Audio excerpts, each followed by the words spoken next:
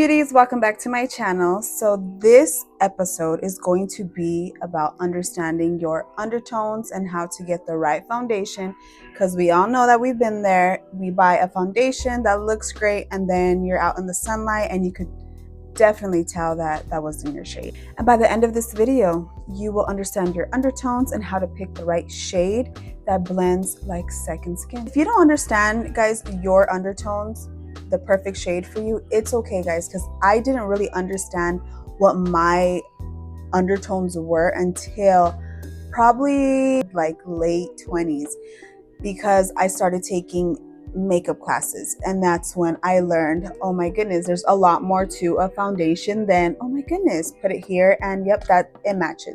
Main undertones, it's cool, warm, and neutral. So which one are you, guys? Let's go up close.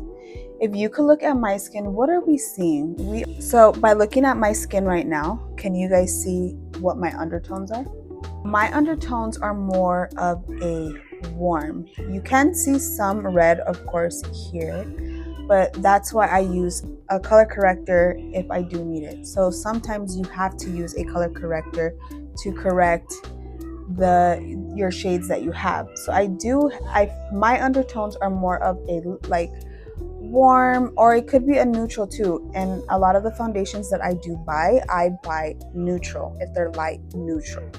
So, and that blends really well with my skin. So that's the first thing you want to look. And just because I am really white doesn't mean that I'm going to have just the cool undertones. And I think that's where we get confused with the word cool. So we're thinking cool, light. No. One of the most common mistakes that we make when we are looking at a foundation is we'll grab a foundation and we'll place it, we'll swatch it here on our wrist, we'll swatch it here. As you can see, I don't know if the camera's giving justice, but guys, I am completely different colors from here. I do believe I am more tan on my hand than my face. So you will always be a different shade from neck, face, wrist. And that's a big mistake that I had to really get on my mom about, because she was always, Mija, like I'm trying this foundation and it looks like it's going to match, but guess what? No, mom, because you're not supposed to put it right there. So stop swatching foundations on your wrists, guys. Placement to swatch a foundation is from your jawline down to your neck. If you're a makeup artist, you guys know that we learn about the color wheel and the primary colors, and that helps a lot when you are a makeup artist and you are trying to find the perfect shade for a client, especially if they don't understand or know what's their perfect shade. The thing that you are trying to, of course, learn for yourself, because you are looking different colors, then we could do it the vein method. You could look at your veins and then you can see what color are your veins when you're looking at them. Are you blue? Are you gray? So if you're looking at your veins right now, so if you see your veins blue or purple, you are a cool undertone. And if your veins are more of a green vein, then you are a warm undertone. And then if you're like me and you just can't tell what color your veins are, because it happens, it's kind of hard to look sometimes and you're like, I'm not really sure. But if you're not sure if you have like blue, green, purple, or it's like a mix of both, then you are a neutral undertone. Favorite method to find an undertone is the jewelry test. And I barely learned that this year about the jewelry method. So let's say if you have gold jewelry, does your skin favor more gold when you wear it? Does it look better when you have gold on? It looks better with gold. You are a warm undertone. And then if your skin favors more of silver, looks better with silver, you are a cool undertone. And then again, if you just look good in gold and silver, your skin, then you are neutral. Honestly, guys, I feel like the jewelry test, it just helps. It helps so much because it's just kind of easier, especially when you don't know what the heck color are your veins. If you are still confused, there's a couple other methods that we can go over. I'll go over one more with you guys, and this is the sun test. Out in the sun, do you burn easily? or do you tan more? If that's you, then you are a cool undertone. And then if you go out in the sun and you just feel like you tan, you're more of the warmer undertone. So that's another method that you can use. If the veins, if you're just confused on it, if you're confused on the jewelry test because you're like, wait, I don't know, because I look good on both.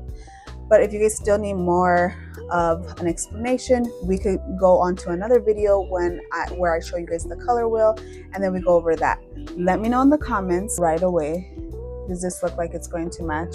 You could do that if you want to, but it's better to do a test. I feel like, especially when you're like at Ulta or Sephora and you are trying to check to see if it's going to match, I would definitely try it first because it could be different.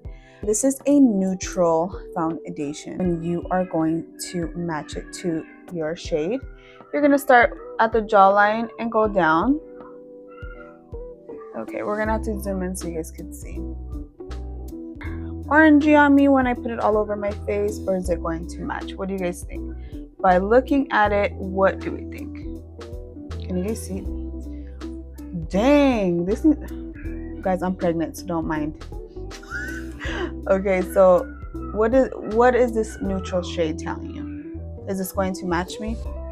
No. You use some neutral foundations because I do use color corrector, guys. Sometimes I use two different foundations, and I've got to that point where I can get two different shades and I can make my perfect shade with them, so I'll know how much to put because I really could understand my skin. But you can tell if I go out in the sun, this is going to be really orangey, and I am not trying to look like that, guys. I used to wear such dark makeup and use bronzer, and the only one they used to tell me, and like basically like a heads up, like that is not your shade, was my mom. And I went through this stage where I was like trying to look tan. I think it was a Jersey Shore stage, I don't know, but no, we're not trying to look orange. So let's try this one of a lighter shade. So let's see how this one looks on my skin. So we are going to get up close and personal. So we're gonna start jawline down. So does this match? So now we're gonna try this one from It Cosmetics. See if this one is my shade. You guys want to try it here? What do we think? So from these three, this one's gonna look more orangey in the sun.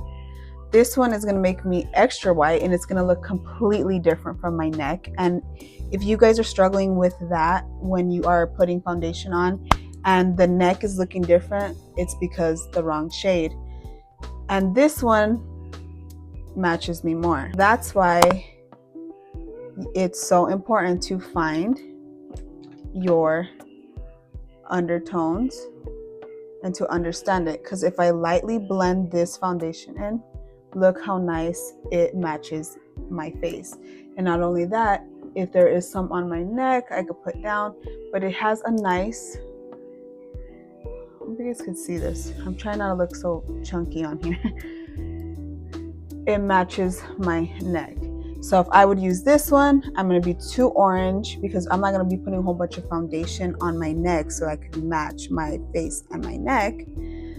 So you can see that this is too dark for me. This one's too white. This one was just right. And like I said, if you guys come across a foundation that you, oh my goodness, I got the wrong shade, then the best thing to do is mix them. You could always mix the foundation, guys, and find your perfect shade, but I would recommend when you are mixing, test on your jaw to your neck. So babes, if you're still confused about knowing your undertones and finding the perfect foundation, leave it in the comments. I got you. Don't forget to like and subscribe.